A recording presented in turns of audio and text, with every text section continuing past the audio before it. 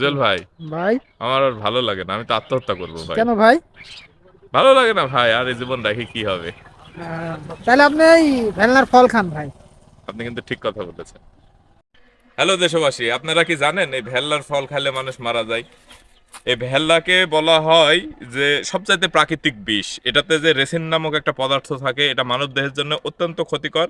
আগকার মানুষরা গলায় দড়ি দিত না, তখন তারা এই প্রকৃতির থেকে এই যে ফল যদি আপনি 4 থেকে 5টা একসাথে ভক্ষণ করেন তাহলে কিন্তু আপনি মারা যাবেন।